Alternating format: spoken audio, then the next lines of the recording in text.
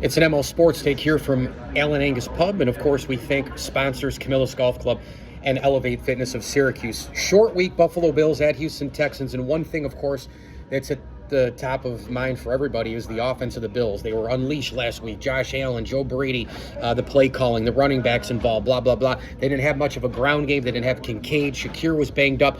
But Tyrell Shavers is becoming, the player we heard about in camp. This guy who just closes his mouth, does everything that's asked of him. He can do the special teams. He can catch the football. He wants to throw blocks for people.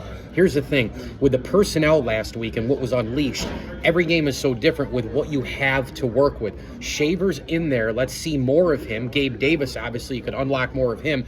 But if there's no Palmer and Shakir banged up again, no Kincaid, no Samuel, Shavers is going to have to do a little bit of what he did last week, and then probably they're going to have to implement even more in terms of what his role will be. Sometimes what a guy can do and how you use someone, it's based on everybody else you have in the receiver room. Once that changes a little bit, it changes for that particular player as well. Think of it this way. The 80s 49ers, John Taylor was better because they had Jerry Rice. Roger Craig was better because they had Taylor and Rice. Tom Rathman was better because they had Craig, Taylor, and Rice.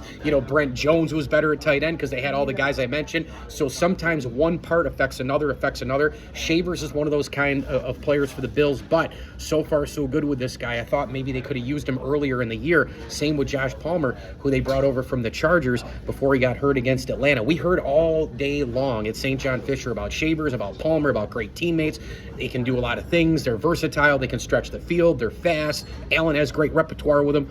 Okay, well, use them. And they didn't use them. Now here we are all the way into late November, and finally we're hearing about this guy's name. So let's see what he does Thursday night in Houston. Mike Lindsley here from the Allen Angus Pub. Make sure you pick up your seasoning for your cooking at home as well at the Allen Angus Pub, thanks to other associate sponsors, Welch & Company Jewelers, Brewerton Ace Hardware, and our great friends over at RV Source of Central New York. As I always tell you, enjoy the games.